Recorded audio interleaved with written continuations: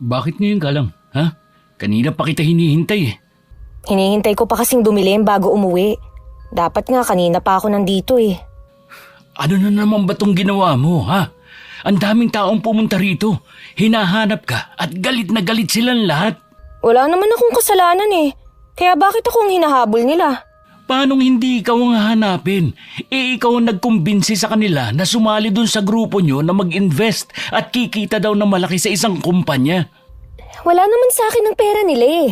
Dumaan lang sa akin tapos ibinigay ko na sa kanang kamay ng CEO namin. Ikaw naman kasi, ang hilig mong sumali sa mga ganyan eh. Wala kang kadala-dala, nandadamay ka pa. Kumikita naman talaga ako ron. Ikaw nga di ba, nag-invest ka din? Bumalik sa'yo ang pera mo. Noon pa yun. Ngayon marami na kayong mga member. Kaya nga kayo nagkakagulo eh. Ay, ewan ko ba sa'yo? Wala kang kadala-dala. Palibhasa kasi kumikita ka rin dyan. Akala mo naman eh, hindi ka nakikinabang. Makinig ka sa akin, Carla. Tigilan mo na yung ginagawa mo. Baka sa susunod, tuluyan ka na makulong sa ginagawa mong panluloko. Sa tingin ko nga, Red, makukulong ako. Yan na nga ba sinasabi ko eh.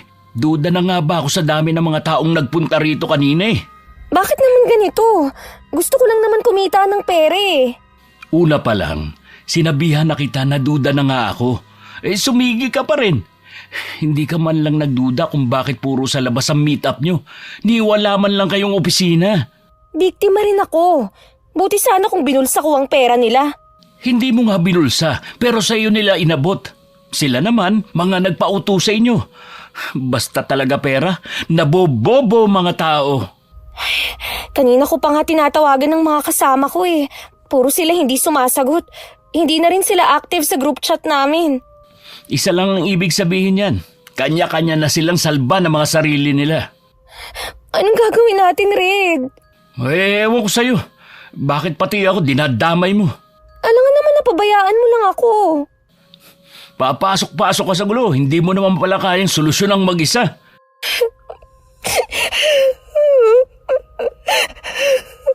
Ngayon, iiyak-iyak ka dyan.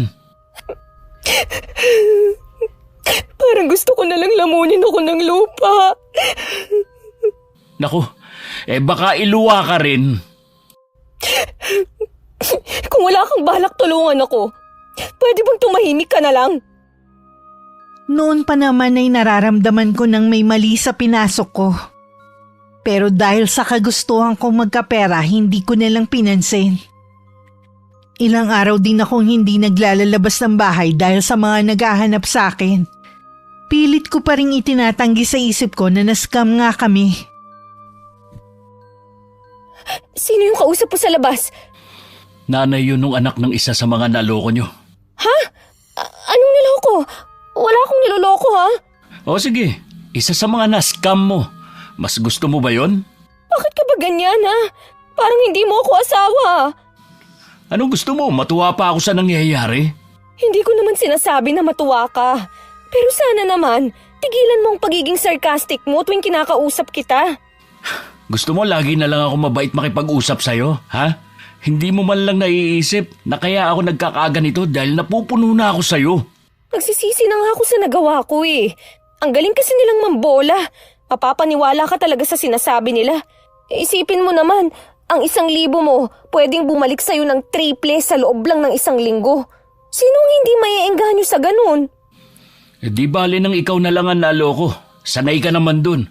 Kaso nandamay ka pa eh. Ngayon natatakot ka tuwing may nakikita kang may kausap ako sa labas. Kinukonta ko na nga ang mga kasama ko eh. Kaya lang, pati sila nagtatago na rin. Dahil hindi nga nila malaman kung paano ibabalik ang pera sa mga na-recruit nilang mga tao. Isa lang ang naiisip kong solusyon para kahit paano mabawasan ang problema mo. Ano naman? Ibenta natin mga gamit dito sa bahay. Tapos, saka mo ibigay sa mga taong na-recruit mo. Ano? Nagbibiro ka ba? Ang hirap kayang magpundar ng mga gamit. Buti sana kung maibebenta natin sa mas mahal na halaga. Sige, mag-isip ka ng ibang paraan. Nagtatago ka nga lang dito sa loob ng bahay imbis na maghanap ng solusyon. Sige na nga, bahala ka na. Gusto ko lang na matapos na ang lahat ng ito. Sana naman maging aral na to sa'yo. Ang pag-asenso, Hindi basta nakukuha sa mabilis na paraan yan. Pinaghihirapan yun. Oo, alam ko na ngayon. Sa susunod, makikinig na ako sa'yo. Dapat lang. Dahil sa susunod, hindi na kita tutulungan. Iiwan na rin kita. Halos masimot ang mga gamit sa loob ng bahay na inuupahan namin. Nangihinayang na mabenta lahat ng mga naipundar namin, wala akong pagpipilian. Mabuti na lang din hindi ganun karami ang mga na-recruit ko. Wala ka na bang nakalimutan na bayaran? Wala na. Tsaka sana, nagpunta na yun dito sa bahay. Kung gusto mo magtrabaho, tutulungan na lang kita sa paghahanap. Magtatanong-tanong ako sa mga kakilala ko. Wag na muna siguro. Masyado akong natrauma sa nangyari. Ikaw pa sa lagay na yan na na-trauma? Paano naman kaya yung mga naloko mo? Hindi ko sila niloko. Ibinalik ko naman ang pera nila eh. May balita ka na ba sa mga kasama mo? Wala na. At wala na rin akong pakialam pa sa kanila. Iniwan na nila ako sa ere. Samantalang nung kumikita pa kami, parang tuko kung makadikit. Sa susunod kasi, matuto kang kumilatis ng kakaibiganin mo. Oo na. Huwag ka nang manermon pa. Kahit naman kasi paulit-ulit na lang ang panenermon ko sa'yo, parang hindi naman pumapasok sa kukote mo eh. Sabi ko nga 'di ba, magtatanda na ako. Baka sa susunod sa kulungan na ako mapunta. Oh, siya na naman? Anong ginagawa niya rito? Meron ka bang sinasabi dyan? Ano ba kasi yung sinisilip mo sa labas ng bintana? Lumapit ka nga dito sandali. Oo na, lalapit na. Ano ba kasi yun? Basta lumapit ka na lang. Kakilala mo ba yung lalaking nakatambay sa tindahan ni Aling Lucia? Yung malaking lalaki ba na nakaharap dito sa atin?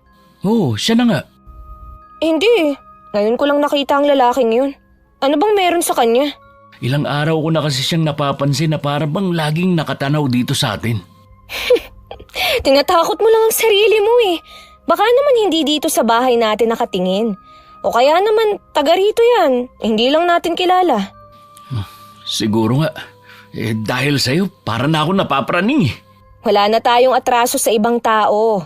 Kaya alisin mo na sa isip mo na baka meron pang nagmamatsyag sa atin. Baka ibig mo sabihin, wala ka ng atraso. Oo na. Wala na akong atraso sa ibang tao. Kaya huwag kang matakot na baka tayo ang pakay ng lalaking yan. Sa panahon kasi ngayon, mahirap na maging kampante. Basta mag-iingat ka dito sa bahay, lalo na kapag wala ako. Lagi naman akong nag-iingat eh. Hindi na nga ako lumalabas ng bahay eh. O paano? Alis na ako. Mamaya na lang ulit. Ingat ka sa pagpasok sa trabaho ha. Hinatid ko pa ang asawa ko sa may pinto. Isang call center agent ang asawa ko at 3 taon na rin sa trabaho niya. Bago yun marami munang pinasok na trabaho si Red. At dun kami nagkakilala at nagplanong magpakasal. Bumalik ako sa tabi ng bintana at tiningnan ng lalaki. Umalis na rin yun pagkatapos tumingin sa gawi ko. Ayoko lang ipahalata kay Red kanina. Pero iba ang kutob ko sa lalaking yun. Sino kaya siya?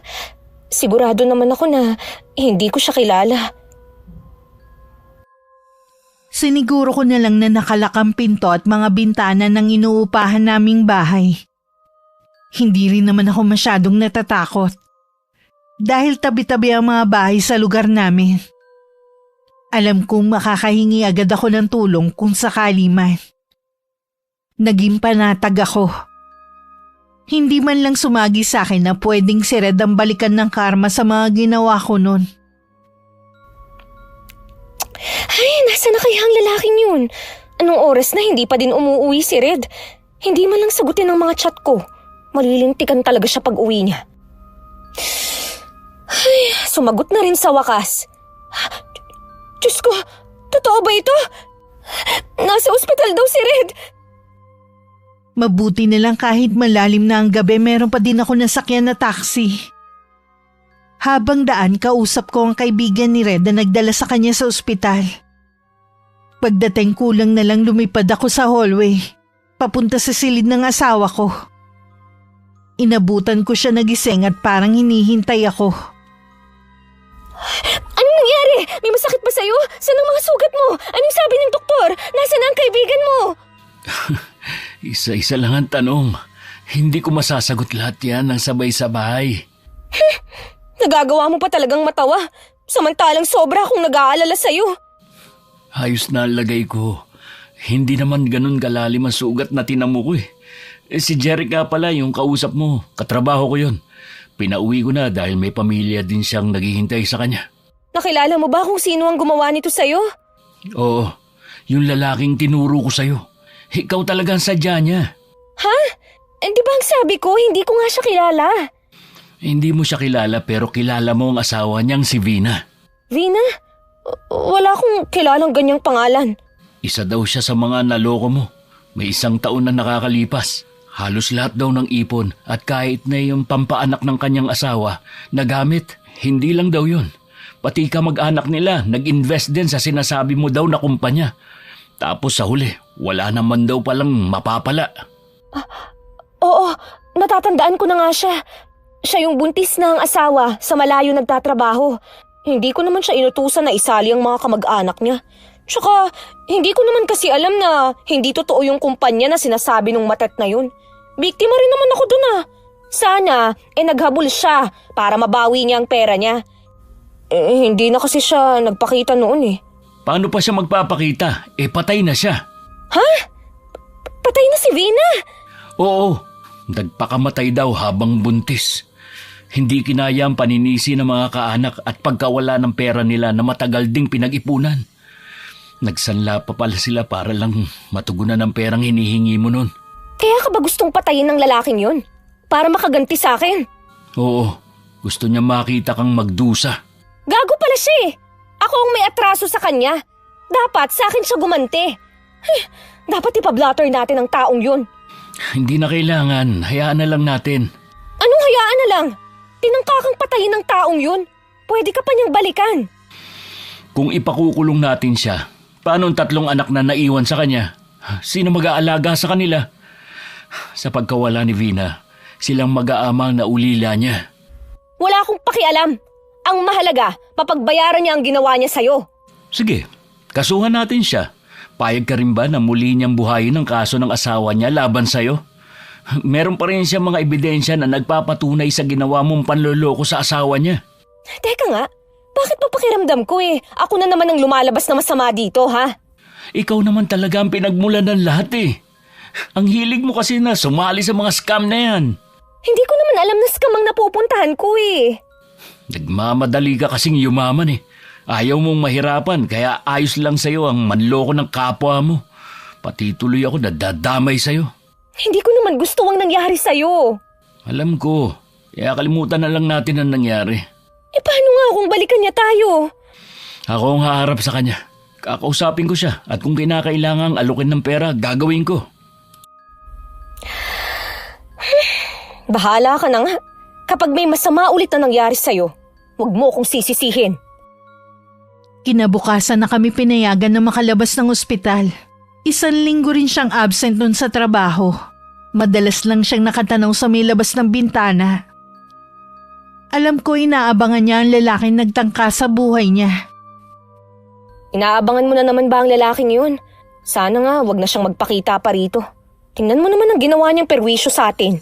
Bago ka sana magsalita na perwisyo ang taong yon, sana naisip mo din kung anong perwisyo ang ginawa mo sa pamilya niya. Nagpaliwanag na ako sa bagay na yan. Hindi ko naman alam na magpapakamatay ang babaeng yun. Ang dami naman namin nung naloko pero kahit kailan hindi naman nila naisip na magpakamatay. Huwag mo siyang ikumpara sa inyo. Iba-iba ang pinagdadaanan ng bawat tao. Dapat nga ikaw masigit na nakakaintindi dahil pareho kayong babae. Kahit pa ulit-ulit mo kong sisihin at awayin ng dahil sa babaeng yun, hindi na rin naman maibabalik ang nakaraan. Hindi na mabubuhay si Vina. Alam kong hindi na, pero wala nang maluloko kung titigilan mong pang-scam ng mga tao. Hindi ako scammer Biktima nga rin ako. Oh, biktima ka na sarili mong panloloko. Ganun na ba ako kasama sa paningin mo, ha? Hindi naman, pero sana magdahan-dahan ka sa mga binibitiwan mong salita. Pasensya ka na. Apektado na rin kasi ako ng mga problema natin eh. Akala ko maayos na. Tapos meron na namang sumulpot na bago. Huwag ka maglala. Matatapos din to. Kapag pumayag sa gusto ko ang asawa ni Vina, matatahimik na ulit ang buhay natin. Sana nga, pumayag siya sa alok mo. Inabot pa ng ilang araw bago makaharap muli ni Red ang taong nagtangka sa buhay niya. Nung una ayaw pang pumayag ng lalaki. Sa huli nakumbinsi na rin. Ibinigay ng asawa ko na titira naming ipon sa kanya kapalit na hindi na kami guguluhin. Pero may iba palang plano ang lalaki. Anong nangyari sa'yo? Bakit may pasaka? Nakipagsuntukan ako sa trabaho. Hindi ko na kasi napigilan sarili ko sa pagpaparinig nila eh. Hindi kita maintindihan. Ano bang pagpaparinig ang sinasabi mo? Tignan mo to cellphone ko. Kalat na mukha mo kahit saan. Paano nila nakuha ang litrato ko? Scammer daw ako? Sino ang nagkakalat nito? Hindi ko alam at hindi na yun mahalaga. Sasampahan ko ng kaso ang taong nagpapakalat nito. Paano mo pa mahahanap ang taong may gawa niyan? Kung sino-sino na nga nagpakalat. Hindi kaya ang may gawa nito yung asawa ni Vina? Siya lang naman kasi ang may motibo Posible rin. Dahil nakita ko pa rin sa kanya matinding galit sa'yo. Sana pala, hindi mo nalang binigyan ng pera ang taong yun. Pinakulong na lang sana natin ang magtanda. Ay, hindi ko alam kung makakabalik pa ako sa trabaho. Pati sa akin, scammer na rin ang tawag nila. Pwede mo namang kasuhan ng mga katrabaho mong yun Puro ka nalang kasuhan.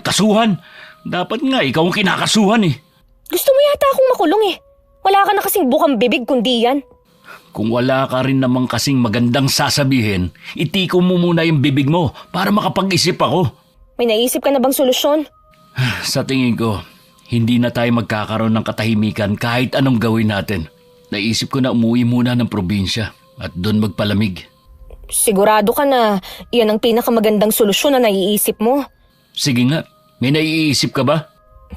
Wala wala naman pala Pasalamat ka na nga lang at hanggang ngayon, hindi pa rin kita hinihiwalayan. Mabuti pa nga siguro kung maghihiwalay na lang tayo. Kesa naman sa lagi mo na lang akong sinusumbatan. Oo ba? Para wala na akong sakit ng ulo. Total, wala pa naman tayong anak. Oh, saan ka pupunta? Gabi na. Mula ngayon, wala na tayong pakialamanan. Para tuloy gusto kong pagsisihan ng sinabi ko. Naalala ko wala nga pala akong trabaho at umaasa lang ako sa asawa ko. Wala rin akong ipon na kahit magkano. Ano bang kabubuhan ang ginawa ko? Hindi na talaga ako nag-iisip. Napilitan na rin akong unang kumibo kay Red. Tinanggap na rin niya ang pakikipagbati ko. Nang sumunod na araw, nagulat na lang ako nang may sumugod na grupo sa bahay namin. Galit na galit sila sa akin at pinagbantaan ang buhay ko. Mabuti na lang umalis din sila nang may dumating ng mga pulis sa lugar. Hindi na talaga tayo ligtas sa lugar na ito. Sino ba kasi ang mga yun? Hindi ko naman sila kilala. Baka kasama pa rin sila ng mga taong na-scam nyo. Baka ang mga kasama ko ang may atraso sa kanila. Madadamay ka nga dahil kasama ka naman. Ano nang gagawin natin, Red? Uuwi na tayo sa probinsya namin sa lalong madaling panahon. Ha? Paano ang trabaho mo? Sa tingin mo kaya makakapagtrabaho pa ako ng maayos sa nangyayari? Yun lang ba ang huling naiisip mong paraan? Oo, hindi naman kita pipiliting sumama sa akin kung ayaw mo. O di sige, umuwi na tayo sa inyo. Ako naman ang magtatanong sa'yo. Sigurado ka bang kaya mong tumira sa probinsya namin? Wala naman akong pagpipilian, di ba? Ayoko lang kasi na kapag nandun na tayo tsaka ka magre-reklamo sa akin. Pwede naman siguro tayong bumalik dito kapag hindi na magulo. Tahimik naman kasi ang buhay natin noon. Hindi ko alam kung bakit ang hilig mong pumasok sa gulo. Pabalik na naman ba tayo dyan? Tapos na Nagsisisi na nga ako. Wala na akong balak-balikan ng mga ginagawa ko. Hindi ka pa ba masaya nun? Sige, hindi ko na uungkatin pa yon. Baka naman kapag nandun na tayo sa inyo wala ka nang gawin kundi ungkatin ang ginawa ko, ha? Kahit nasa harapan tayo ng pamilya mo, aawayin talaga kita. Wala akong balak na sabihin sa kanila mga ginawa mo rito. Basta doon, tuluyan ka nang magbago. Ang mabuti pa, magliligpit na ako ng mga gamit natin. Lalabas din muna ako. May kakausapin lang akong kaibigan. Ilang araw pagkatapos ng pag-uusap namin, umuwi na kami ng probinsya nila. Si Tatay Manuel lang ni Red ang nadatnan namin sa kanila. Nasa bahay daw ng anak si Nanay Julieta at nag-aalaga ng mga apo sa atin ng asawa ko. Ginulat nyo naman ako sa biglaan yung pag-uwi rito. Hindi mo lang tuloy kami nakapaghanda sa pagdating nyo. Hindi pa po sana kami uuwi. Kaya lang may mga nangyari. Kaya napaaga ang pag-uwi namin. Ganun ba? Sana naman magtagal kayo dito sa atin. Bihira ka na kasing umuwi Tay, dito na po namin balak tumira ni Carla. Ha? Totoo ba yan? Pero ano naman ang dahilan? Gusto ko rin po kasi na makasama kayo ng inay. At saka wala naman pong nangyayari sa sahod ko doon. Sa mahal ba naman ang bilihin? Akala ko naman magandang trabaho mo doon sa Maynila at malaki ang sahod. Dahil nakakapagpadala ka ba sa amin ng pera buwan-buwan? Okay naman po sana. Kaso nga po tumataas na rin ang bilihin, renta sa bahay, tubig at ilaw. At saka namimiss ko rin po ang buhay dito sa probinsya. Dito ko talaga pangarap tumira at tumanda. Ayos lang ba kay Carla na dito kayo tumira? Oo naman po, Tatay. Napag-usapan naman po namin ni Red ang bagay na ito. Baka kasi manibago ka sa pagtira dito sa amin Siguro po sa una lang ako maninibago. Tsaka pansin ko po parang hindi naman po ito probinsya na katulad ng napapanood ko. Yun bang liblib na at walang biyahe? Mula naman nang maupo ang bago naming mayor, malaki na rin talaga ang pinagbago ng lugar na ito. Sigurado po na mawiwili ako rito. Total naman anak lahat ng mga kapatid mo may mga kanya-kanya ng bahay. Pwede naman kayo dito. Pero kung gusto nyo ng may sarili, may bakating lupa pa naman dyan sa likod. Pwede kayo magpatayo ng bahay nyo. Saka na lang siguro, Tay. Wala pa kaming perang pampagawa Magsabi ka lang sa akin anak. Pwede naman kitang pahiramin. Sige, Tay. Magsasabi na lang kami sa inyo. Siguradong matutuwa ang nanay mo nito. Sayang nga lang narumpa siya sa ate mo. Ano nga po pala nangyari kay Ate Lalay? Nabinat ng kapatid mo paano kasi? Ilang araw pa lang nakaganap, gumawa na kagad sa bahay nila. Kaya po ayokong mga anak Takot akong mabinat. Sabi po nila nakamamatay pa yan. Kapag hindi naagapan at kung mahina ang katawan ng babae. Pero kung susunod ka naman, hindi ka dapat matakot. Alam mo iha, masarap pa rin naman ang mayroong anak. Kahit pa sabihin na nasa hukay lagi ang isang paa ng babae. Naku, Tay. Mas nananaig po ang takot ko kaysa sa kagustuhan kong magkaanak. Pag-isipan mo pa rin iha. Mahirap naman kasi kung wala kayong anak ng asawa mo. Masaya naman po kami ni Red kahit wala kaming anak. Wala pa kaming iintindihin. Ganun ba? Sa bagay nga, kayo pa rin naman na magdidesisyon sa bagay na yan. Malaki naman ang bahay ng mga magulang ni Red. 2 palapag yun na yari sa kahoy at simento. Inuko pa namin ng isang bakanting silid sa taas. Malaki naman yun kahit may kalumaan na. Sa bawat hakbang ng mga paa namin, dinig ang paglangit-ngit ng sahig na tabla. Bakit hindi mo yata nabanggit sa akin na nagpapadala ka sa mga magulang mo buwan-buwan ng pera? Baka kasi maging issue sa atin kaya hindi ko na lang sinabi. Akala ko pa naman wala kang inililihim sa akin. Yun pala meron. Wala namang masama kung magpapadala ako sa mga magulang ko. Alam ko kasi na magagalit ka at baka pag-awayan pa natin. Natural na magagalit ako. Dapat iprioridad mo ko kaysa sa kanila. Hindi naman ako nagkukulang, di ba?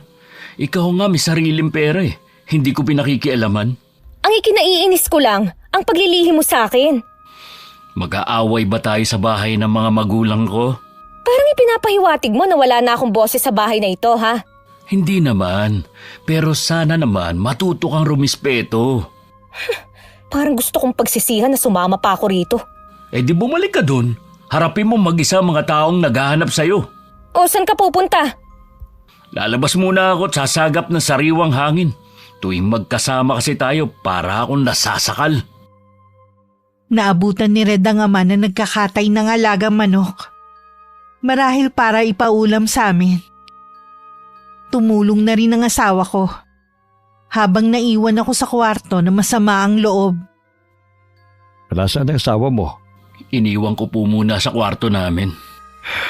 Kilala kita Red, mula pagkabata. Alam kong may problema ka kaya bigla ang pag-uwi nyo rito. Meron nga po. Pero hindi ko naman problema talaga. Nadamay lang ako kay Carla. Alangan naman pong pabayaan ko siya. Ano naman ang naging problema ng asawa mo? Ay, tay, nakakahiya eh. Saka ko na lang po siguro sasabihin. Basta ba walang nilalabag na batas ang asawa mo eh. Wala namang problema sa akin. Hindi naman po ganun. At saka isa rin sa dahilan kung bakit ako umuwi. Gusto ko kayong makasama ni nanay. Ano lang plano mo habang nandito kayo? Bala kong maghanap ng trabaho, tay. Pansamantala, tutulungan ko muna kayo sa bukid. Si Carla, sa tingin mo kaya tatagal siya rito? Kung sakali na hindi siya makatagal, pwede naman siyang umalis pero maiiwan ako rito. Tingin ko'y nagkakalabuan na kayong dalawa. Dahil ba sa ayaw pa niya magkaanak kayo? Nagsawa na lang ako sa kakahiling sa kanya, pero matigas siya. Tingin niya sa pagkakaroon ng anak sakit ng ulo at problema lang ang dala. Kung ano man ang maging desisyon mo, siguraduhin mo na hindi mo siya maagrabyado. Kung alam niyo lang na ako laging dehado sa aming dalawa. Mabait ka kasi, pero huwag mo ring hayaan na abusuhin ka. Opo, tay. Hindi na po pwede na siya ang laging masusunod sa amin. Tutulungan ko na kayo dyan. 1 linggo na kami sa probinsya at wala naman naging problema.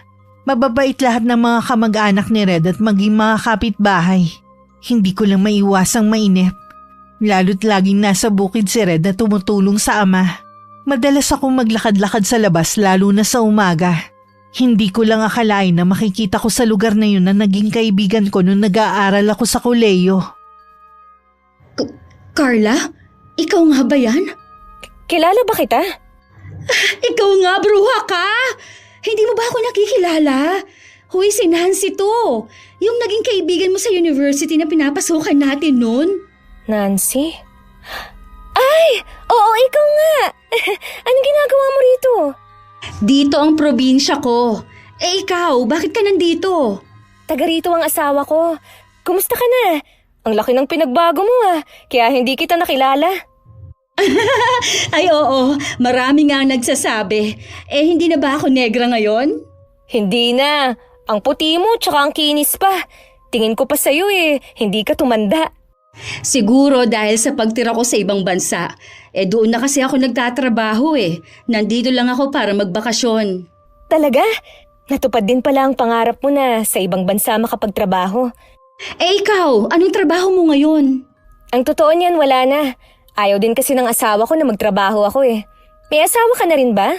May boyfriend ako, pero napag-uusapan na rin namin ang kasal. Talagang nagpakasawa ka muna sa pagkadalaga Alam mo naman na mahirap ang buhay namin noon. Bilang panganay, syempre kailangan ko munang tulungan ng pamilya ko bago ko unahin ang sarili ko.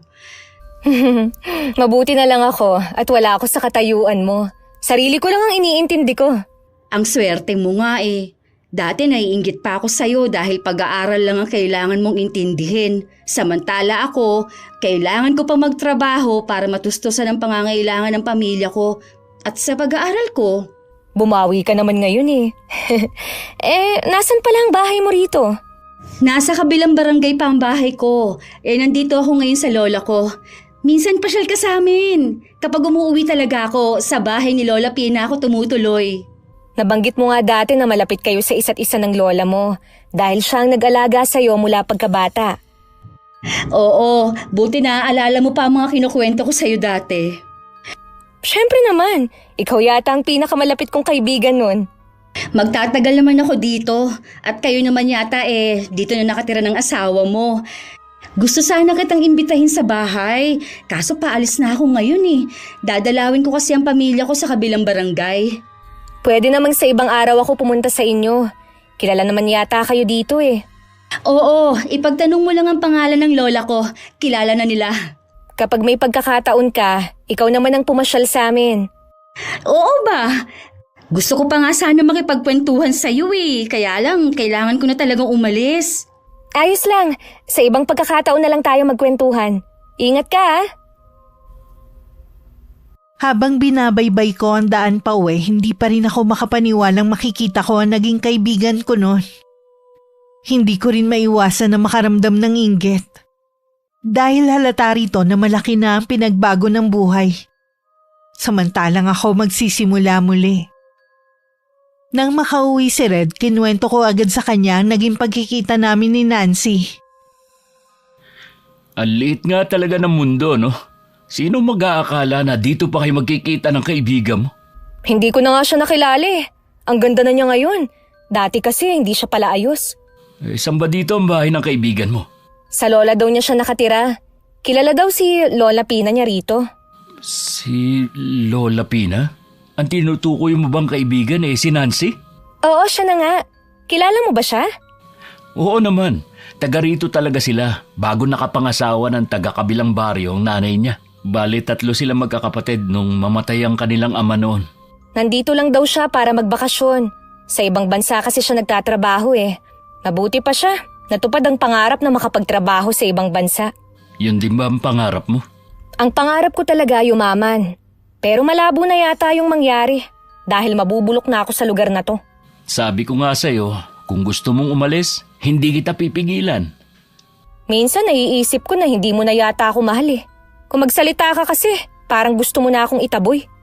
Kung hindi kita mahal, babayaran ko ba lahat ng mga utang mo? At sana hindi na lang kita sinama dito para makaiwas sa mga taong naghahanap sa'yo. Ikaw naman kasi, hindi mo maitago na ayaw mo talaga dito sa lugar namin. Hindi lang ako sanay sa ganitong lugar. Pero kita mo naman 'di ba? Pilit akong nakikibagay sa mga taga rito. Dapat lang, dahil hindi ang mga taga rito ang makikisama sa'yo.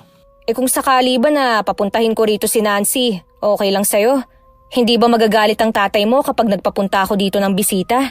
Okay lang, kilala naman namin si Lola Pina at Nancy. Naisip ko nga na baka matulungan niya ako eh. Gusto ko rin kasing mag-apply ng trabaho sa abroad. Mabait naman si Nancy. Hindi ka mapapaya na lumapit sa kanya. Ibig sabihin ayos lang na mapapalayo ako sa'yo. Alam mo naman na kahit noon pa, lagi na kitang sinusuportahan sa mga gusto mong gawin. Kung saan ka magiging masaya, di dun ka. Gusto ko na rin kasing baguhin ang takbo ng buhay ko. Gusto ko nang ituwid ang mga mali kong nagawa noon. Kung meron namang ibang paraan para kumita dito sa atin, mas gusto ko pa rin dito eh. Gusto ko sanang magnegosyo dito. Ano naman ang naiisip mong negosyo? Hindi ko pa alam eh. Madali na lang yon kapag may puhunan na ako. Pasensya ka na. Alam mong naubos ang pera natin. Alam ko naman at kasalanan ko yun.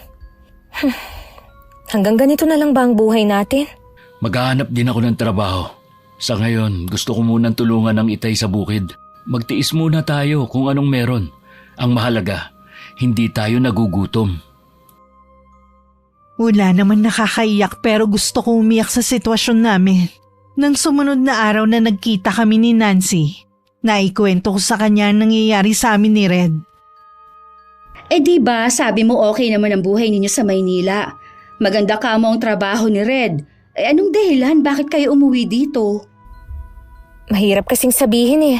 Tsaka hindi pa ako handa. Hindi na kita pipilitin pang sabihin, pero huwag kang mawawala ng pag-asa ha. Makakabangon din tayo. Sana nga. Hindi pa naman ako sanay na walang sariling pera. Hindi ko kasi alam kung kailan maghahanap ng trabaho si Red. Tumutulong pa kasi siya sa tatay niya eh. May plano nga ako magnegosyo eh. Wala lang akong puhunan. Ano ba ang naiisip mong negosyo? Dito ba sa atin? Oo, napansin ko kasi na marami ng tao dito sa lugar natin. At wala akong nakikita na karinderya. Gusto mo magtayo ng karinderya? Mas sosyal naman syempre sa nakasanayan nating karinderya. Parang restaurant na talaga na pwedeng sa loob ang mga kakain. Kung gusto mo, ako ang mamumuhunan at hati tayo sa kikitain. Talaga? Pagkakatiwalaan mo ko? Oo naman, kilala naman kita eh. Alam ko na hindi mo ako lolokohin kahit nasa ibang bansa na ako. Alam mo kung gaano kahirap kumita ng pera. Nako, ngayon pa lang nagpapasalamat na ako. Sa wakas, makakaahon na rin ulit ako. May isa sana akong pabor na hihilingin sa'yo. Sige, ano ba yon? Kung pwede, atin muna ang plano natin ha. Huwag mo munang sabihin sa iba. Baka kasi hindi matuloy eh. Tsaka gusto ko ring sorpresahin si Red. Wala kasing tiwala yun sa akin eh. Sige ba, wala muna akong pagsasabihan. Habang nagkukwentuhan kami, biglang sumulpot ang isang matandang babae na may dalang tapayan. Puti na ang lahat ng buhok. At sa sobrang pagkakulubot ng balat, lawlaw na ito. Hindi na rin tuwid ang pagkakatayo nito. Tumingin lang siya sa akin at saka umalis na. Siya ba ang lola mo? Oo, kahit matanda na si Lola malakas pa rin. Sino ang kasama niya kapag wala ka? Sinasamahan siya ng pamangkin ko sa pinsan. Ako kasi ang nagpapaaral sa kanya, basta dito siya titira. Ngayon nasa kanila habang nandito ako. Napansin ko, luma na itong bahay ng lola mo. Wala ka bang balak ipaayos? Noon ko pa to gustong ipaayos, kaya lang ayaw ni Lola Pina. Mas gusto raw niya na hanggang mamatay siya ganito lang ang bahay niya. Sa tanda ng lola mo, baka nga malapit na siyang mamatay. Di tsaka mo na lang ipaayos ang bahay na to. Plano ko nga na tapusin na lang ang kontrata ko at hindi na babalik. Gusto ko rin kasi makasama si Lola sa natitira niya pang panahon dito sa mundo. Kaya tamang-tama lang ang plano natin na negosyo. Sayang naman. Marami ang nangangarap sa narating mo tapos ikaw tatapusin lang ang kontrata. Hindi kasi sa lahat ng pagkakataon mahalaga ang pera. Tandaan mo, mahalaga pa rin na makasama natin ang mga mahal natin sa buhay. 1 buwan na lang ay paalis na si Nancy. Kaya naman nagmamadali na kaming humanap ng pwesto. Kahit lagi akong wala sa bahay, hindi naman nag-uusisa si Red kung saan ako pumupunta. Dahil alam niya magkasama kami ng kaibigan ko. Pinuna naman ng tatay niya kung saan ako nagpupunta. Hindi ko pa pala nabanggit sa inyo. Yung apo ni Lola Pina na si Nancy, naging kaibigan ng asawa ko nung nag-aaral pa siya. Ang pagkakaalam ko palis na ulit si Nancy papuntang ibang bansa. Kaya siguro lagi sila magkasama. Kaya po siguro sinusulit na nila mga araw kung saan-saan nga po sila pumupunta ngayon nga nagpaalam si Carla na hindi makakauwi. May swimming daw sila kasama ng pamilya ni Nancy. Mabuti na rin wala si Carla. May gusto sana kasi akong itanong sa'yo. At ayokong marinig niya. Nung isang araw ko pa sana ito gustong sabihin Tungkol po ba saan? Meron kasing ipinakita sa akin ng kapatid mong si Buboy. May kumakalat pala tungkol sa asawa mo. Totoo bang scammer siya at maraming nalokong mga tao? Yun bang dahilan ng biglaan yung pag-uwi rito? Tay, hindi naman po totoo ang kumakalat sa Facebook Hindi po lahat dapat paniwalaan nyo. Ano bang totoo? Bakit hindi mo sabihin? Pinalaki ko kayo na may prinsipyo magkakapatid. Di bali nang maghirap tayo. Basta hindi kayo manloloko sa kapwa nyo. Biktima rin si Carla. Hindi naman po niya gusto na makapanloko Ibinilik naman po namin lahat ng pera ng mga tao na naghahabol sa kanya. Hindi naman niya pinakinabangan ng pera nila. Ang totoong nakinabang, ayun, nagtatago na. Bakit may kumakalat pa rin tungkol sa asawa mo? Meron akong pinaghihinalaan na gumawa nun. Nagpakamatay kasi ang asawa niya habang buntis. Kahit po tinanggap niya ang pera, gusto pa rin niyang maghiganti kay Carla. Sigurado ka ba na nagbago na ang asawa mo? Baka mamaya mapasok na naman siya sa ganyang problema. Bago pa kami umuwi rito, nagbago na ang asawa ko. Ayaw lang talaga kaming tantanan ng mga taong nanggugulo. Mabuti kung ganun meron pa palang sinabi ang kapatid mo. Hindi ko alam kung gaano katotoo. Naghahanap daw ng pwesto na pwedeng upahan ng asawa mo. Nabanggit po niya dati na gusto niya magnegosyo rito. Pero wala naman po siyang puhunan. Baka naman po si Nancy ang nagpapahanap. Kung totoo nga, ayoko magkaroon tayo ng hindi magandang pagkakaunawaan sa maglola dahil sa asawa mo. Tatanungin ko si Carla pagbalik niya. Pasensya ka na anak kung wala akong tiwala sa asawa mo. Kailangan ko ring ingatan ang pamilya natin. Naiintindihan ko naman po kayo. Sana lang wag niyo namang husgahan si Carla. Tao lang din naman siya na nagkakamali. Nasisiguro ko na wala siyang gagawin na ikapapahamak nating lahat. Nang dumating ako sa bahay, walang tao. Dumiretso na lang ako sa kwarto at dun ko nilapag ang mga binili sa akin ni Nancy. Ganong buhay ang namimiss ko. Yung nabibili ko ang lahat ng bagay. Excited na ako na bumalik sa dati ang lahat. Mangyayari lang yun kung matutuloy ang plano namin ni Nancy. Nag-aayos ako ng mga dala ko nang biglang bumukas ang pinto at pumasok si Red. Tinapunan lang niya ng malamig na tingin ng mga nasa higaan. Kanina ka pa ba dumating? May kalahating oras pa lang. Tingnan mo itong mga binili sa akin ni Nancy Ang gaganda lahat at mahal pa kamo. Mabait talaga si Nancy kahit noon pa. Sinabi mo pa. Mabuti nga, nagkita kami eh. Naranasan ko ulit na makabili ng mga ganitong bagay. Kailan nga pala ang balik niya sa ibang bansa? Dapat nga may 1 buwan pa siya. Kaya lang tumawag na sa kanya ang boss niya. Pinapatapos na sa kanya ang bakasyon niya. May tatanong sana ako sa'yo. Ano yun? Totoo ba na naghahanap ka ng pwesto na pwedeng upahan? Ang bilis naman kumalat ng balita rito. Marami din palang chismosa sa mga taga rito ha. Sagutin mo na lang ang tanong ko. Para saan naman ang pwestong yun? Bala kasi naming magnegosyo ni Nancy. Isang kainan ng plano namin. Paano siya makakapagnegosyo kung wala siya rito? Sa akin niya iniwan ng pamamalakad. Kaya kahit wala na siya, tuloy pa rin ang paghahanap ko ng pwesto. Carla, mabait si Nancy. Walang duda dun. Pero hindi ang lola niya. Sana naman, wag mo siyang lolokohin. Ganyan na ba kasama ang tingin mo sa akin, ha? Na pati kaibigan ko pinag-iisipan mong lokohin ko? Nagpapaalala lang ako sa iyo. Ayaw lang kitang mapahamak. Alam mo sa totoo lang, nakakabuisit ka na. Hintayin mo na umasenso ulit ako. Iiwan na kita. Mabubulok ka rito sa lugar nyo. Ay yabang mo naman. Wala pa nga nagbibilang ka na agad na sisiw. Sigurado na ako dito sa negosyo namin. Sa'yo, hindi ako sigurado. Wala na kasi akong magandang marinig sa'yo eh. Hindi mo ako masisisi na mawala na ng tiwala sa'yo. Alam na rin ni na tatay ang ginawa mo. Paano nila nalaman? Nakita ni Buboy ang kumakalat sa Facebook. Ayun, sinabi niya kay tatay. Hanggang ngayon pala kumakalat pa rin yan. Ay, sana hindi makarating kay Nancy. Baka magbago pa ang isip niya. Yan ang sinasabi ko sa'yo Kasi naman nagyayabang ka na agad. Ginagalit mo kasi ako Kaya ako nakakapagbitaw ng mga pangit na salita. Ayoko lang na hanggang dito sa lugar namin makagawa ka ng pagkakamali. Nag-aalala lang naman ako sa pamilya ko.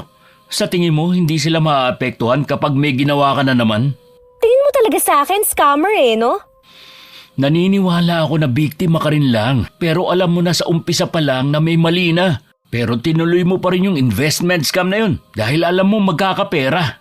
Kahit yata paulit-ulit kong sabihin na nagsisisi na ako, lagi mo pa rin yung ipapaalala. Kilala ka kasi na marupok pagdating sa pera, kaya nag-aalala ako. Kung ako sa'yo, sabihin mo na lang kay Nancy na wala ka ng balak ituloy ang plano nyo. Hindi pwede. Alam mo naman na ito lang ang paraan para makabangon ako. Maghanap ka na lang ng trabaho at saka ka mag-ipon ng pangnegosyo mo. Kailan pa ako makakapag-ipon? Yan kasi ang problema sa'yo Nagmamadali ka lagi kaya ka napapahamak. Wala kang katsaga-tsaga. Basta. Itutuloy ko to kahit anong mangyari. Hindi mo ako mapipigilan. Isang araw bago ang alis ni Nancy, nagkita pa kami para magbanding sa huling sandali. Ibinigay niya rin sa akin ang perang gagamitin kapag nakahanap na ako ng pwesto. Ang laki naman ito, Nancy. Para kapag humingi ng down payment yung may-ari ng pwesto na makikita mo, meron ka ng hawak. Sa bagay nga, baka maunahan pa tayo ng iba kung hindi agad natin babayaran. Siguro, pwede ka namang humingi ng tulong kay Red kung sakali na hindi mo alam kung ano yung mga materyales na kailangan sa makukuha nating pwesto. Oo naman, pwede akong lumapit sa kanya. Naikwento ko nga kay Lola Pina na tatapusin ko na lang ang kontrata ko at hindi na ako babalik sa ibang bansa. Ayun, natuwa naman siya at yun raw ang matagal na niyang hiling. Nararamdaman na niya siguro na malapit na siyang mamatay. Kaya gusto ka na rin niyang makasama. Siguro nga, pero ang hiling ko talaga, humaba pa ang buhay niya. Naku, mahirap yung aabutan siya na nakaratay na sa higaan. Mahirap alagaan ng ganun. Ayos lang naman sa akin kung yun lang ang tanging paraan para masuklian kong pag-aalaga niya sa akin. Ang bait mo rin no? Ako kasi walang tiyaga sa pag-aalaga Kaya ba hindi pa kayo nagkakaroon ng anak? Buti okay lang kay Red. Dati nangungulit siya na magkaanak na kami. Pero nanawa na rin siguro sa kakakulit sa akin. Ayun, tumigil na. Palagay ko masarap naman na magkaroon ng anak. Naku, sakit lang yan ng ulo. Ayoko rin pati yung kailangan kong magpadede at magpuyat sa gabi. Di bali nang walang anak, basta hindi ko lang maranasan ng mga yan. Wala na akong masabi sa'yo. Ay, tama lang pala na ikaw ang kunin kong partner dahil makakapag-focus ka sa negosyo natin. Oo naman. Pag uwi mo, malaking restaurant na ang daratan mo. Magdilang anghel ka sana. Ay, may pabor sana ako sa'yo. Pwede bang ipangalan mo kay Lola ang itatayo nating karinderya? Oo naman. Gusto mo, Lola Pina Eatery ang ipangalan natin? Okay yan, salamat ha. Naku, siguradong matutuwa nun si Lola. Nakauwi na ako nang lumabas sa may kusina si Lola Pina. Nagulat pa siya nang makitang wala na ako. At mag-isa na lang ang apo sa sala. Nakaalis na pala ang kaibigan mo. Hindi na niya nahintay ang meriendang niluto ko. May kailangan pa po kasi siyang gawin sa kanila. Tsaka mukha pong uulan. Baka abutan pa siya dito. Ay siya nga pala. Sigurado ka na bang sa kanya mo ipagkakatiwala ang negosyo mo? Opo, Lola. Alam ko po na mapapalago niya ang negosyo namin habang wala ako. Alam ko na matalik mo siyang kaibigan noon. Pero matagal ng panahon na rin mula nang huli kayong nagkita. Marami nang nagbago sa inyong dalawa. Nasisiguro mo ba na mapagkakatiwalaan pa rin siya hanggang ngayon? Oo naman po, Lola. Bakit niyo po ba naitanong yan? Unang kita ko pa lang sa kaibigan mo, mabigat na ang loob ko sa kanya. Kaya po ba hindi kayo humaharap sa kanya kapag nandito siya? Iba kasi ang nararamdaman ko sa kanya kapag narito siya sa atin. Alam ko na wala siyang gagawing maganda. Kaya kung ako sa'yo, Apo, huwag ka munang magtitiwala sa kanya. Nakakahiya naman po, Lola, kung babawiin ko ang pera sa kanya. Tsaka masaya yung tao na magkakaroon siya ng pagkakakitaan. Ikaw ang bahala kung siya talaga ang gusto mong mamahala sa negosyo mo. Ang akin lang, huwag mong ibuhos ang buong tiwala mo sa kanya. Opo, Lola. Kahit po magkaibigan kami, may limitasyon pa rin naman. Masyado ka kasing mabait, kaya minsan inaabuso ka na rin ng iba. Mabuti na rin po ang mabait kaysa maging masama sa kapwa. Ay, bukas nga pala ang alis mo. Naku, mag-iingat ka doon ha. Lagi kang tatawag sa akin. Siyempre naman po. Ay, sandaling panahon na lang naman po magkakasama na tayo ulit. Kinabukasan gusto sana ni Nancy na sumama ako sa paghahatid sa kanya sa airport. Pero nagdahilan akong masama ang pakiramdam ko. Pero ang totoo, tinatamad lang ako. Akala ko ba ngayon ang alis ni Nancy at ihahatid mo? Nagbago ang isip ko. Kita mo nga na masama ang panahon, oh. Sigurado naman na ihahatid siya ng pamilya niya. O ikaw, bakit pala nandito ka pa? Sabi mo nga lakas ng ulan. Bakit kami pupunta ng Itay sa bukid? Matanong ko nga pala, wala ka na bang balak maghanap ng trabaho? Palilipasin ko lang ang anihan. Tapos mag-a-apply na rin ako ng trabaho. Mabuti naman. Malapit na kasi akong mapurgas sa puro gulay at isda na inuulam natin. Nakakakain lang ako ng masarap kapag kasama ko si Nancy. Ngayon, wala na siya. Magpasalamat ka pa rin dahil meron tayong kinakain kumpara sa iba. Oo na. Huwag mo lang akong umpisahan na sermonan. Maiba nga pala ako. Nakahanap ka na ba ng pwesto? Anong pwesto? Nakaalis lang si Nancy, nagka-amnesia ka na. Naaalala ko na. Wala pa akong nahahanap. Meron kasing sinasabi ang kapatid ko na magandang pwesto. Baka daw gusto mong tignan. Nalibot ko na ang buong barangay nyo. Wala naman akong nakita eh. San ba banda ang sinasabi ng kapatid mo? Malapit sa court. Ngayon lang din niya nalaman na pinaparentahan yun. Ano, gusto mo bang tignan? Baka hindi na lang. Kasi ang plano ko sa ibang lugar na lang maghanap. Ha? Akala ko ba dito nyo balak magtayo ng kainan?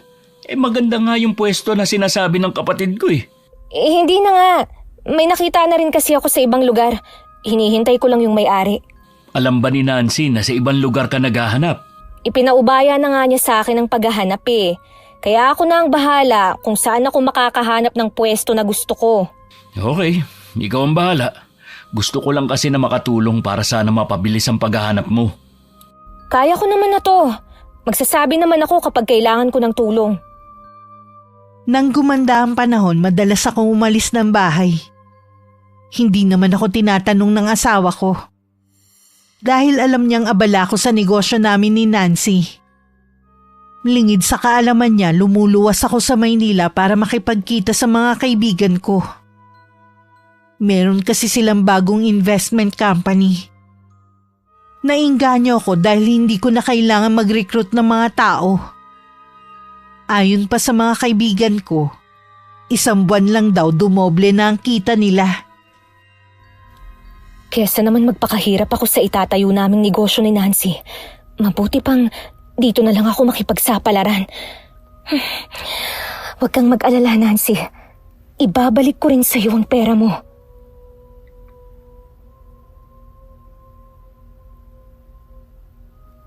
Ilang beses pang nagpadala sa akin si Nancy. Hindi man lang siya nagtatanong kung kumusta na ba ang negosyo namin. Buo talaga ang tiwala niya sa akin. Makalipas nga ang 3 buwan, humingi ulit ako sa kanya.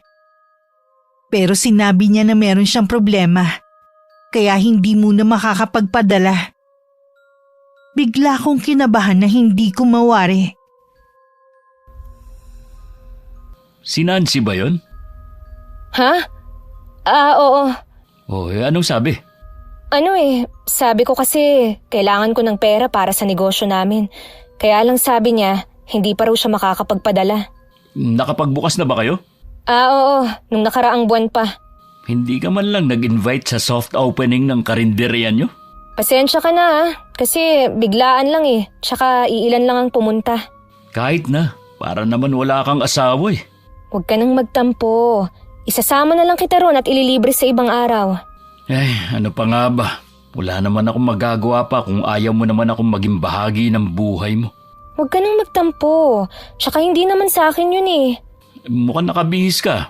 Aalis ka ba? Oo. May kailangan lang kasing bilhin sa karinderya. Wala akong gagawin ngayon. Kung gusto mo, sasamahan na kita. Wag na. May mga kasama naman ako.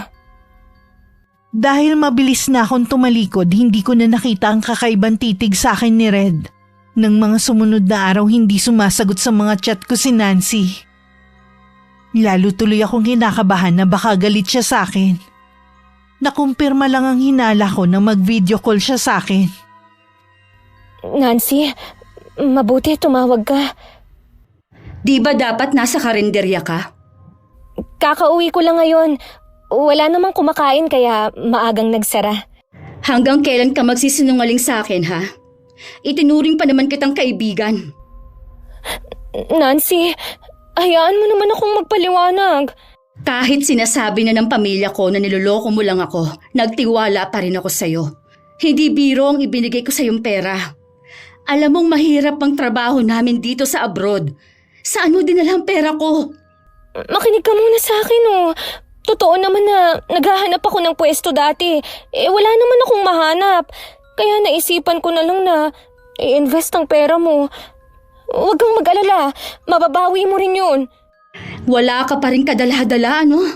Nagpa-scam ka na naman ba? Pera kong pinatangay mo sa mga scammer. Legit ang kumpanya na yun. Ilang beses na akong umattend sa mga orientation nila. Marami ang nagpapatotoo na kumita sila.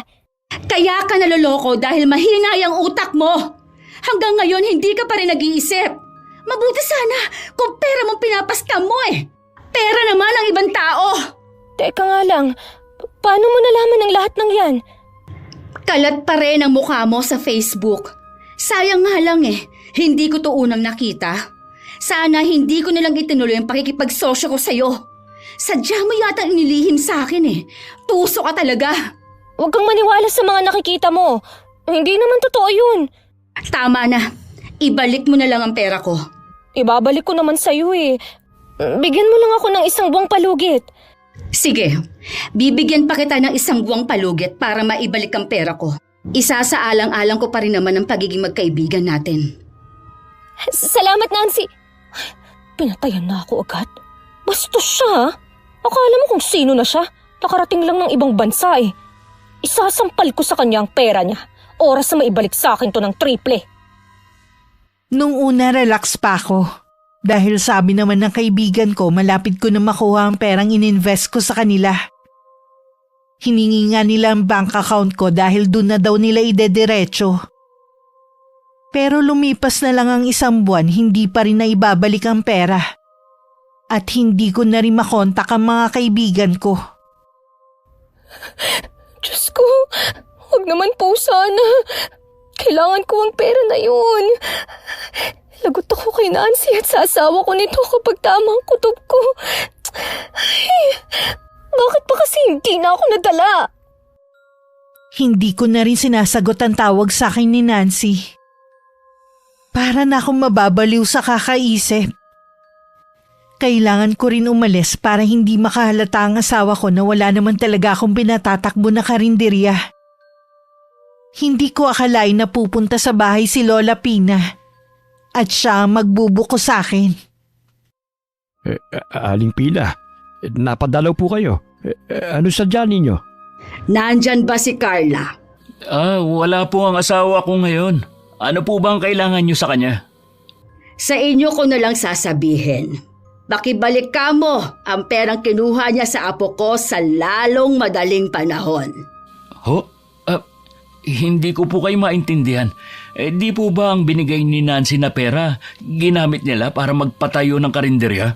Sa nakikita kong reaksyon ninyo, wala rin kayong alam sa panloloko ng tuso mong asawa. Ano po bang ginawa ng asawa ko?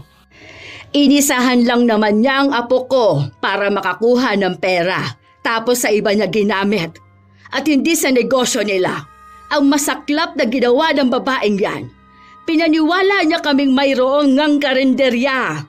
Hindi ko alam kung saan niya kinuha ang litrato na yon na ipinadala niya sa apo ko. Mabuti na lang at pinuntahan ng isa kong apong lokasyon at wala siyang nakitang karinderya doon.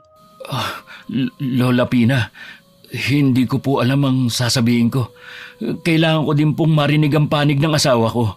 Malinaw na isang manloloko ang asawa mo.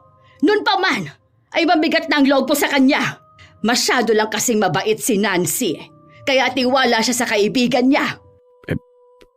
Pasensya na po kayo, Aling Pina. Abala po kasi kami mag-ama sa bukid. Hindi namin alam na gano'n na palang ginagawa ng manugang ko.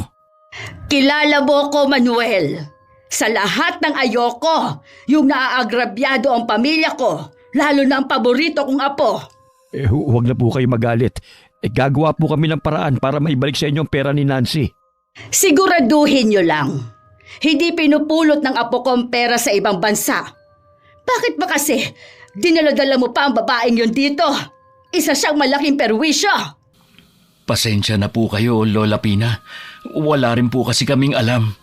Asawa mo, hindi mo alam ang ginagawa. Napayuko na lang si Red sa sinabing yun ng lola ni Nancy. Umalis na rin naman agad si Lola Pina sa bahay matapos sabihin ng sadya. Ito na nga bang sinasabi ko sa iyo, Red? Nasa asawa mo nga ang problema. Paano niya nagawang lokohin ang kaibigan niya? Hindi ko po alam na gagawin niya yun. Ilang beses ko siyang sinabihan. Kaya pala palagi siyang balisa tuwing nakikita ko. Kailangan maibalik ang pera ni Nancy. Alam mo naman ang pwedeng gawin ni Aling Pina. Hindi naman siguro hahayaan ni Nancy na kulamin ng lola niya ang kaibigan. Wala dito si Nancy. Paano niya mapipigilan ng lola niya? Anong pa ang ginawa mo, Carla? Bakit ba hindi ka madala-dala? Ang hilig mo talagang pumasok sa problema. Patawad, anak. Pero hindi ko matatanggap ang isang manloloko sa pamilya ko. Ayaw ka na nga niyang bigyan ng anak. Hindi pa siya mabuting asawa sa'yo.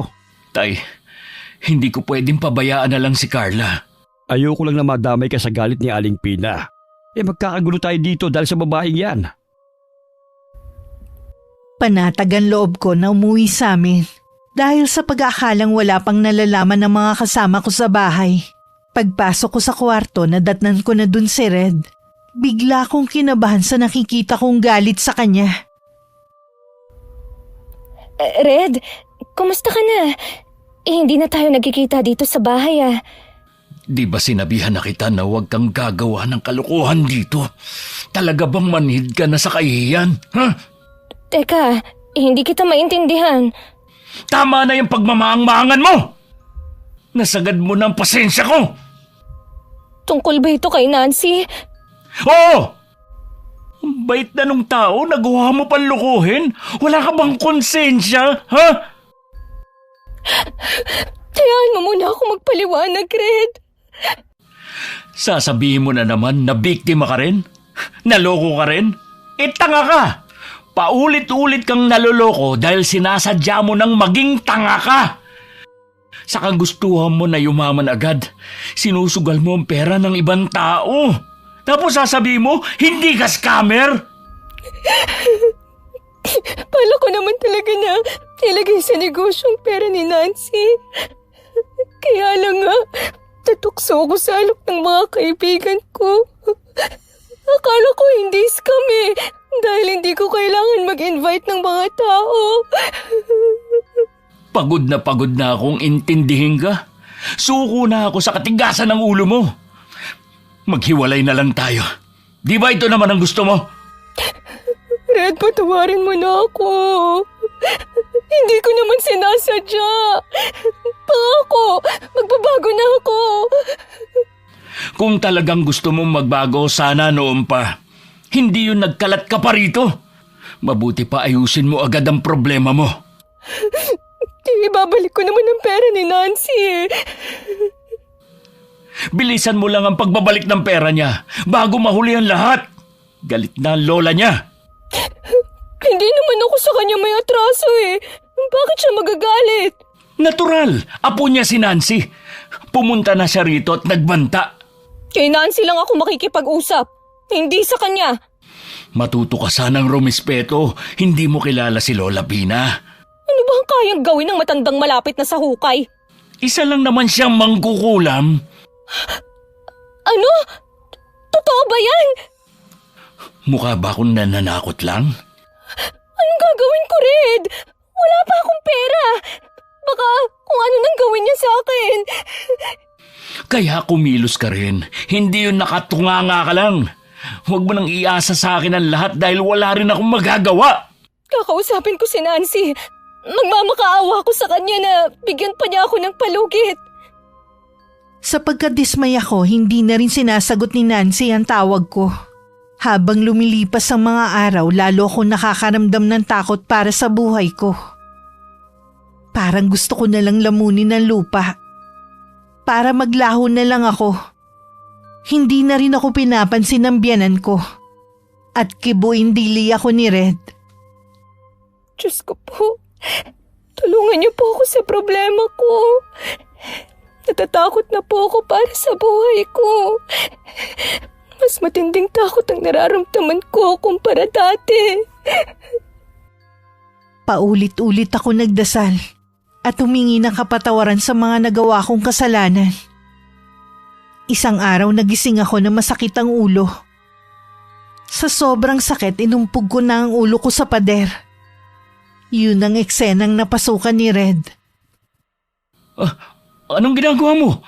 Nababaliw ka na ba? Sobrang sakit ng ulo ko, Red. Parang mabibiyak sa sakit. Sige, mahiga ka na lang muna rito. Hihilutin ko. Nagdidilim na ang paningin ko sa sobrang sakit.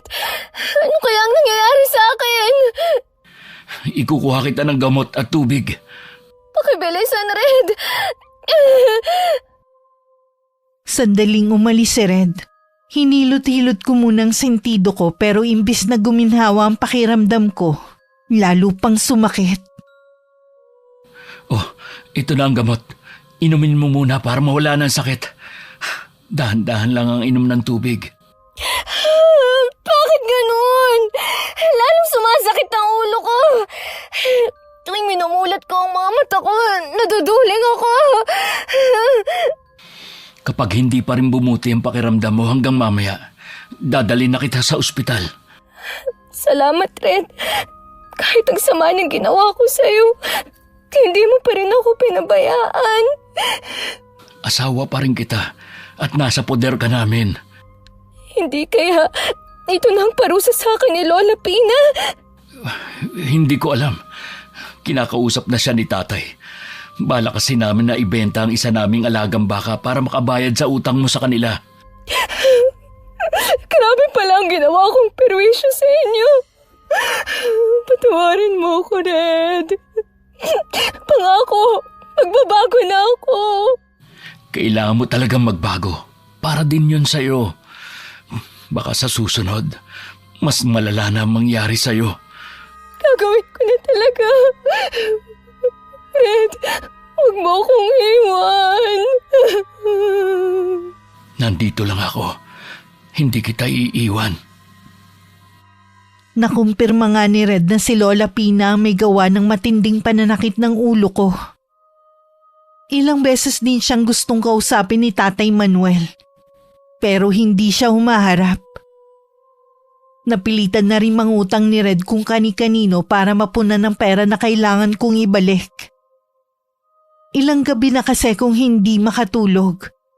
At sigaw na lang ng sigaw dahil sa pananakit ng ulo. Na parang libo-libong karayom man tumutusok.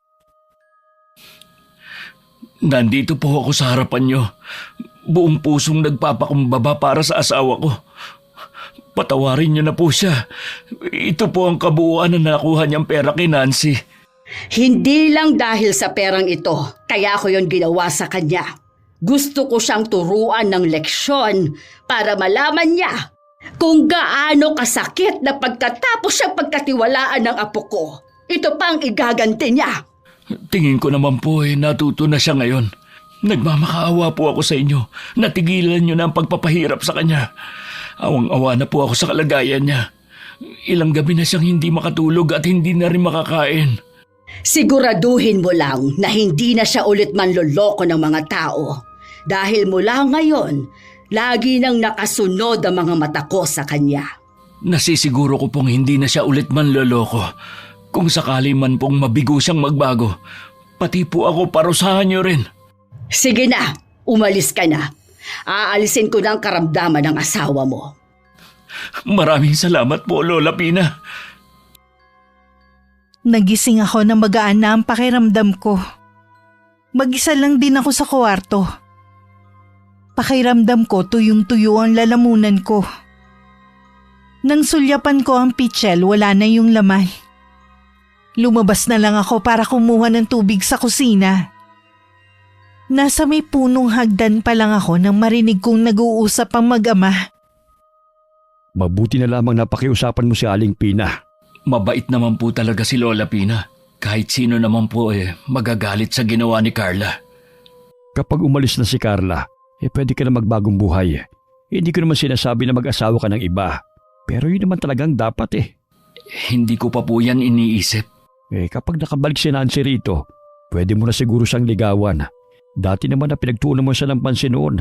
Matagal na po yon, Tay. At saka baka ikakasal na rin siya. Ang alam ko po kasi may nobyo na siya.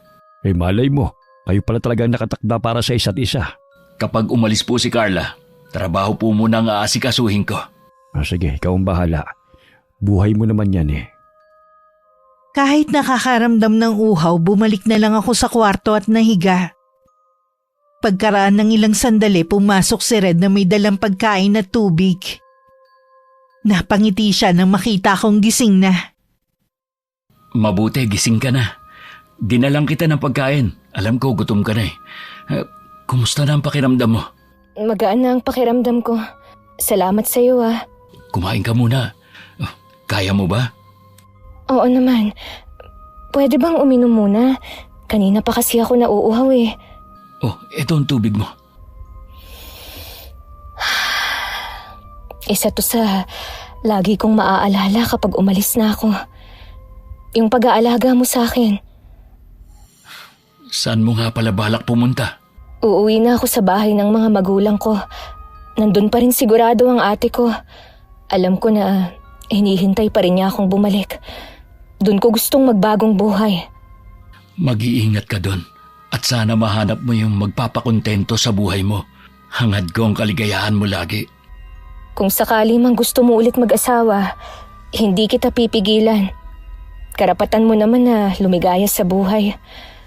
At iyon nga palang utang ko sa inyo, babayaran ko yun ng paunti-unti. Huwag mo nang intindihin yun. Tulong ko na yun sa'yo. Sana mapatawad niyo ako sa lahat ng mga mali kong nagawa. Maging ang mga taong nagawan ko ng kasalanan. Sana mahanap nila sa mga puso nila ang pagpapatawad sa akin. Matagal na kitang napatawad Sige na, kainin mo muna to habang mainit pa. Naging maayos naman ang paghihiwalay namin ni Red. Siguro hindi talaga kami ang nakalaan para sa isa't isa. Bumalik ako sa bahay namin. At tama nga ako na matagal na akong hinihintay ng ate ko at ng iba pa naming kapatid. Mula nang bumalik ako sa amin, wala na akong balita kay Red. Iniwasan ko na rin kasi na maging active sa lahat ng social media. Mas payapa pa lang ganito at focus lang sa trabaho. Napagtanto ko na hindi naman pala kailangan ng maraming pera para masabi na masaya. Kailangan lang makontento sa kung ano lang ang meron ka. Mas natutunan ko ng pahalagahan ng mga tao sa paligid ko kesa sa material na bagay. Wakas. Okay, shoutout po tayo.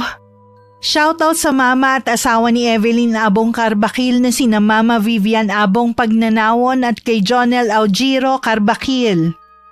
Hello kay Apple Jean from Hong Kong. Hello kay Pemialin Airoso ng Panaderia Pantoja sa Batangas. Hi kay Anne from Singapore. Hi kay Hasmin Dumaplin. Hi kay Kuya Wig, avid listener ng Atik Clothing, salamat po. Hello kay Nalea Maglaya at Justin Jared from Pandi, Bulacan. Hi kay Elizabeth Dungka from Pampanga. Hi kay Fritzy Ragas from Lipa City. Hi kay Mitch Mercader. Hi kay Dayan Bautista from Australia. Hello kay Vilma Manabat from Pampanga. Hi kay Marivic Orcajo. Hello kay na LPGM Eileen from Osamis City. Hi kay na Katniss Claire at Johan Gabriel. Hi kay Resal Matsumoto from Gamagori, Japan. Shoutout sa Morada family from Agusan, Hundangan family from Dulag, Leyte, at Taer Samontina family from Panataw, Claver, Surigao del Norte. Hello kay Angelita Manlapas at sa lahat ng mananahi ng Von Dave Garments. Shoutout sa Losada family at sa Basbas family from Estancia, Iloilo from Menjelin Losada. Hi kay Irma Umali from Italy. Hello kay Zairame Dize. Hi kay Amelie Manalang. Hello kay na Boss Tata, Nanay, Noknok, Bugoy, Jacqueline at sa pinuno ng mga marites na si Linlin mula kay Christian De Jesus ng Mahilom, Davao City. Hi kay Onyong 799. Hello kay Lilibeth Paliok. Hi kay Roslyn Vicariato from Kuwait. Hi kay Ricky Siso. Hi kay Margarita Galang, salamat po. Shoutout sa RJ's Bakery family, kay Boss Paul at May Adano, Madel at Richard Tibar at Jelly Bakla, at sa asawa ni Dexter Baguhin, hello sa inyo. Shoutout sa Malubay family from Bagakay, Romblon. Hi kay Ryan Sumaya from Mariveles, Bataan. Hello kay Irene Flores from Manila. Hello kay Shane Magistrado from Mama Claire ng Quezon City. Shoutout sa Isha Ray Commercial Inc. at kina Ate Jo, Ate Dal, Ate Ella from Celine. Hi kina Darren Angel Kibalyo at Nancy Makasakit from Tarlac City. Hi kay Jessie Rada from Tokyo, Japan na lagi nakikinig. Maraming salamat sa iyo. Hello kay Michael Rodriguez from San Jose, Batangas. Hi kay Helena Alcibar from Kazakhstan. Hello kay Shena Selgas from Alcobar, Saudi Arabia. Hi kay Ellen Madridano. Hello kay na Grace Largada sa anak mong si Gliona at sa asawa mong si Joko. Happy birthday kay Madam Ami de Ocampo Tungkol from Girly Satur from Cosmo Malvar, Batangas. Hi kay El Rey Trusilla from Aurora Province. Shoutout sa Andres family from Tanay. Hi kay Christine Joy Belches. Hello kay Vicky Sulayaw from Riyadh. Hi kay Josephine De Los Trinos from Osaka, Japan. Hello sa avid listeners natin na sina Jennifer, Jenny B, Irish at sa apo ni Isidro Tumaliwan from Tuguegarao. At hello kay na Estrella Sablad, Rabay Rain, Brandon James, Kiefer Gabe, Sydney Asina, Lucas Romy, Rian Rose, Ruin Roche, Fish Nicole, Autumn Amari, RD, Adi at kay Baby Boy Benner. Maraming salamat po sa pagsuporta nyo at pakikinig. Hanggang sa susunod, ingat, God bless. Bakit ngayon ka lang?